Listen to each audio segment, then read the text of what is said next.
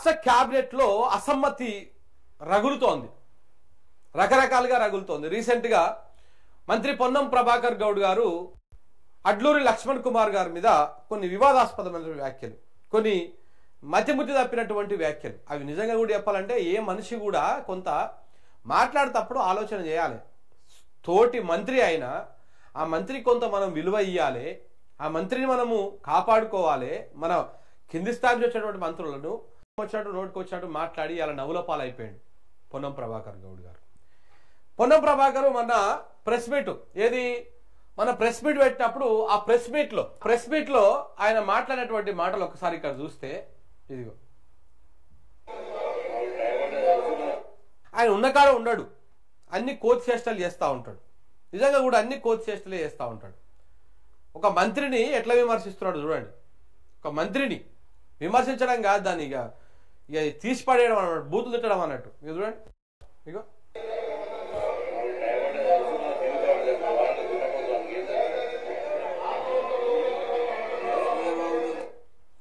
మనకు టైం అంటే తెలుసు, మనకు ఇది తెలుసు, ఆ దునపోతుగానికి ఏం తెలుసు అని చెప్పేసి మాట్లాడండి. నేను ఇక్కడ ఆ దునపోత అంటే ఎవరు ఉద్దేశించి అన్నాడు. తర్వాత బయటకు వచ్చి నేను అట్లా అనలేదు, బీఆర్ఎస్ వాళ్ళు తప్పుడు ప్రచారం చేసిరు, నేను అట్లా అనలేదు అని చెప్పేసి అన్నారు. కానీ ఆయన అటనే అన్నాడు, ఆయన అన్నది అన్నే అని చెప్పేసి ఒక కాంగ్రెస్ జర్నలిస్టు కన్ఫర్మ్ చేసి, ఒక కాంగ్రెస్ జర్నలిస్టే. ఇక్కడ చాలా విచిత్రమైనటువంటి పరిస్థితి. బీఆర్ఎస్ వాళ్ళు తప్పుడు ప్రచారం చేసిరు నా మీద అని చెప్పేసి నేను చెప్పిండు. తెల్లారినాక ఒక కాంగ్రెస్ జర్నలిస్టు ఎవరికైతే ఆయనకు ఫోన్లు చేస్తే ఆయననే చాలా క్లియర్ కట్గా తేల్చేసిండు. నన్నే అన్నాడు ఆయన, నాకు క్షమాపణ చెప్పాల్సిందని చెప్పేసి ఆయన తేల్చేసిండు. సో కాబట్టి ఈ రకంగా మాట్లాడడం అవసరమా చెప్పండి? పొన్నం ప్రభాకర్ గౌడ్ గారికి నిజంగా ఆయన ఒక మంత్రి, ఆయనకు అవకాశం వచ్చింది, తొలిసారి మంత్రి అయ్యిండు. ఎందుకంటే శంగ ఎగురుతూ ఉంటాడు నాకు అర్థం కాదు. ఈయన కళ్ళు ఆయన కోతి లెక్క ఒకటే ఎగురుతూ ఉంటాడు. ఎందుకు అట్లా ఎగురుతూ ఉంటారు మీరు? అన్నిట్లలో వివాదాస్పదాలలో ఎందుకు వెళ్తారు పోయి మీరు మా గౌడు కదా, కొంత హూందాగా వ్యవహరించండి, నోరును కొంచెం అదుపులో పెట్టుకోండి. మాట్లాడేటప్పుడు ప్రతి మాటకి మనం మంత్రిగా మాట్లాడుతున్నాం అంటే ఒక అర్థం ఉండాలి. చిల్లరగా మాట్లాడకూడదు కదా. ఆ పక్కన ఉన్నటువంటి ఇంకొక మంత్రి గారికి చెప్తా ఉన్నాడు, మనకు టైం వాల్యూ తెలుసు, మనకు లైఫ్ తెలుసు, ఆ దునపోతు గారికి ఏం తెలుసు అని. పాపం దానికి ఆయన బాగా ఫీల్ అయ్యాడు. ఎవరైనా ఫీల్ అవుతారు.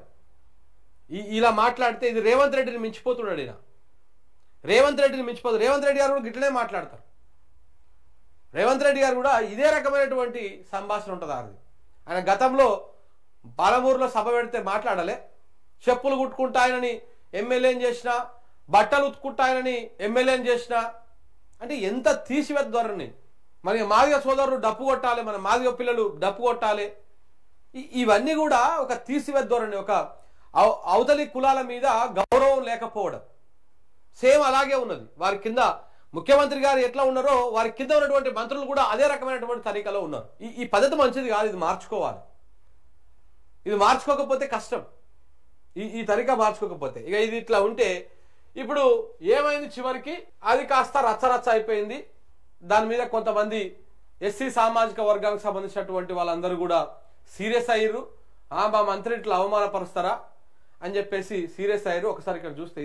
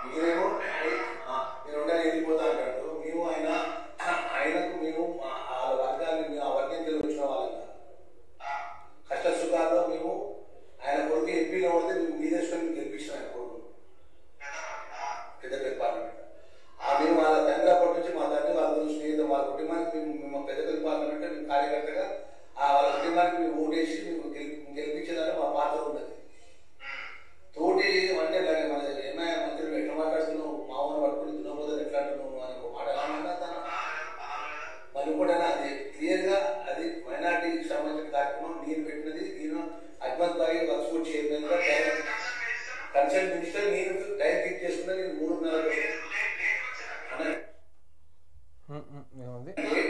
రావడం జరగలేదు కదా, మీ ద్వారా ఇస్తున్నాను.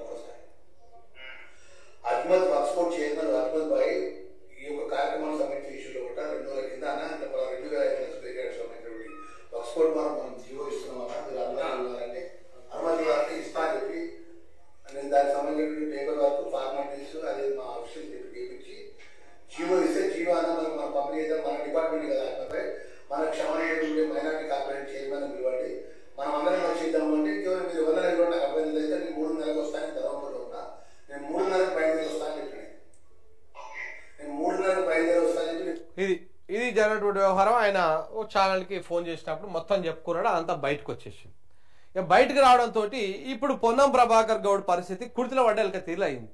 నేను అనవసరంగా నా నోటి దూరతో మాట్లాడుతున్నానని చెప్పేసి అయితే ఇక్కడ చాలా క్లియర్గా ఆయన చెప్తా ఉన్నాడు. ఆ ప్రెస్ మీట్లో మాట్లాడినప్పుడు ఈ పొన్నం గారు వివేక్ చెప్తా ఉన్నాడు, వివేక్ చెప్తా ఉన్నాడు ఆ దునపోతు అది అని చెప్పేసి మాట్లాడుకుంటా.